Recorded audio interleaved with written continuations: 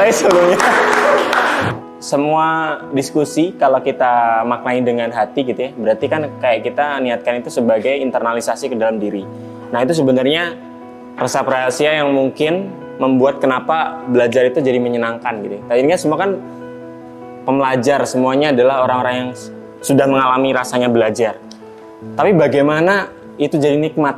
Nah itu kan butuh cara kan. Nah oke, kita bilang cara yang paling fundamental adalah berdoa. Jadi berdoa ini kita set up pikiran sama hati kita bahwa yang kita pelajari ini at least jadi fase untuk menginternalisasi ke dalam diri. Karena pada akhirnya manusia itu yang diandalkan kan pengetahuannya kan.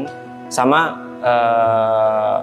orang bilang pengetahuan atau informasi, data, informasi, kemudian teori, dan terakhir wisdom. Nah, untuk mencapai ke sini kita butuh namanya pembiasaan. Nah, pembiasaan itu kita mulai dengan cara memaknai ilmu itu sendiri gitu. Nah, caranya pertama-tama ya dengan berdoa. Nah, berdoa itu coba rasakan bahwa ya kalau kita muslim kan doanya kan zidni ilma kan. Jadi ilmu yang apa? Ziyad itu kan yang bertambah gitu kan. Nah, jadi spiritnya tuh akumulatif.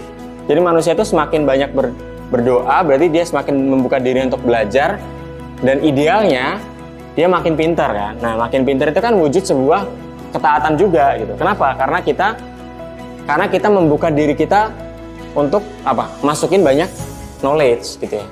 Kan pernah dengar capacity building nggak? Nah, capacity itu kan ruang atau. Nah, berarti sesi kayak gini tuh jangan dianggap santai nih, nggak mikir gitu, ini happy aja. Iya itu satu.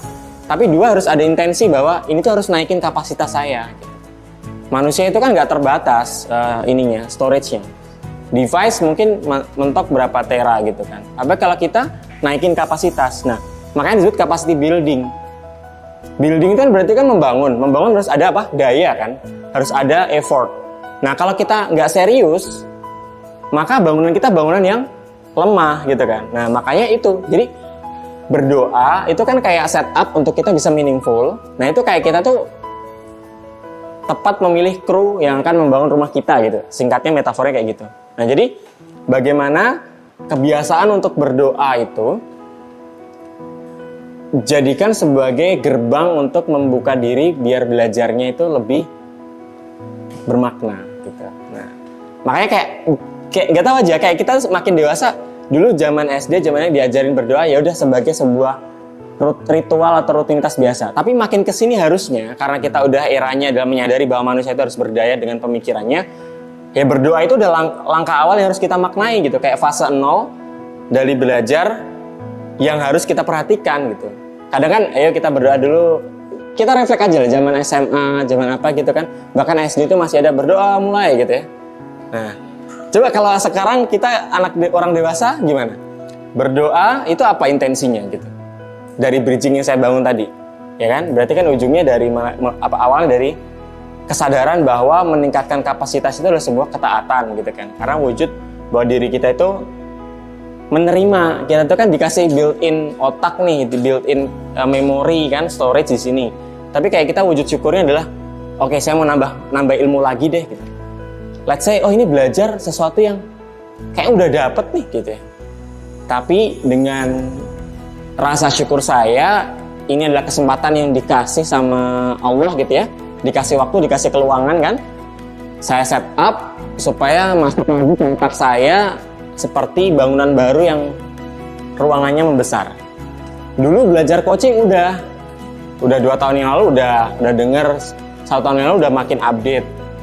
Ini apalagi gitu kan ya. Nah, berarti kan kesadaran itu yang perlu kita bangun sebagai sebuah kecakapan manusia. Yang membedakan kita dengan mesin kan itu. Kalau mesin kan ya udah install atau insert gitu ya, dimasukin data-data udah gitu.